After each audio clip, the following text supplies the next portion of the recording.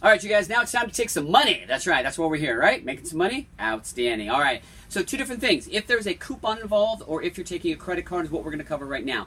Coupons are pretty easy. We already went over the $25 gift certificates that they pre-purchased. That's already done. But if they have a coupon, it could come in one of several different forms. It could come as a glossy form just like this that got mailed to them. It could come in as a printed out sheet off of an email, or it could even be on their device. If they bring their phone or their iPad, all of those will work. All we're looking for is this QR code right here. If it has that QR code, then we're going to be in good shape. Now, on the iPad, it's the same exact symbol. I'm going to show it to you because we're recording on the iPad. What you're going to do is tap this little symbol right here. That's the QR code reader. It's a very specific one. It'll start going up with that green line, and all you want to do, either on their phone or anywhere else, you just want to scan that QR code.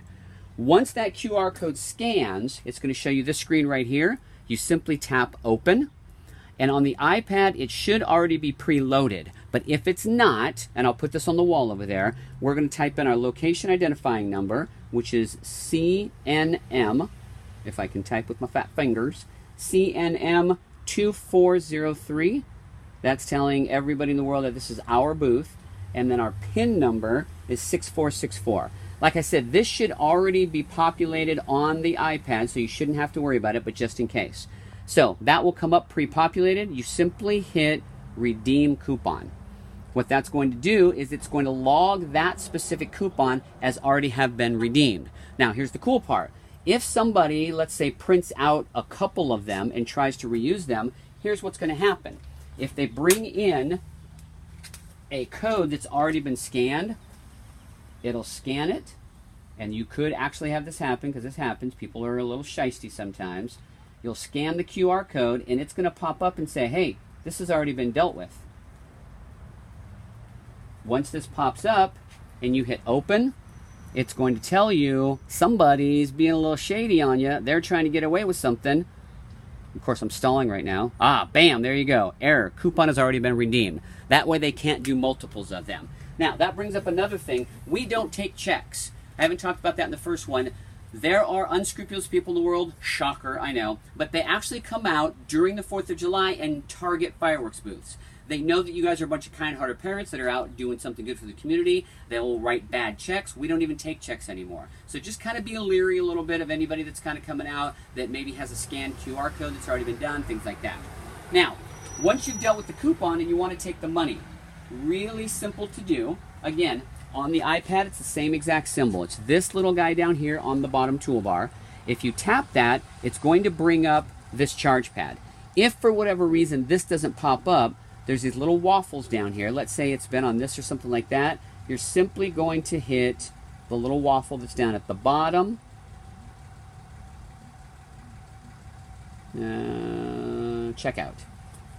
It'll get you to this page. Once you've added everything up, you're simply going to put that amount in. I'm going to charge my credit card $1 right now just to show you what it is. So you type in, it'll self-populate the decimal points. 1, that's a penny. 0, 0, so I'm at $1. Once you put in the dollar amount that you want to charge their credit card, you simply hit charge, and it's going to tell you insert or tap to pay. Insert is this little guy right here. This little square. Almost everybody nowadays has a chip reader. So all you're going to do, slide in the chip reader, and you'll notice it starts to read it. It already read it. It's saying remove card. I remove the card. Then it's going to give you the signature page. You simply give them the iPad with their finger. They sign. Done signing. It's processing. And just like that, I just paid $1 to TNT. It's that simple. If for whatever reason they don't have a chip on their card, this other little thing goes right into the headphone jack on the iPad, and then you'll simply swipe the magnetic strip. But everybody has a chip nowadays, so it shouldn't be an issue. Now the question comes up, can I use my ATM card? Can I use my debit card? If the debit card has a Visa symbol on it, if the debit card has a Visa symbol, which again, almost every one of them nowadays does. This is my debit card, and it has the Visa symbol on it, which means you can run it just like a credit card. It'll take it out of their debit account and charge it just like it would. We'll get the money either way. Easy peasy. Got any questions, make sure to call me. My number will be on the outside of the booth, by the way. That is coupons, and that is charging people credit card. Hope everything's going well. Thanks a bunch. Bye-bye.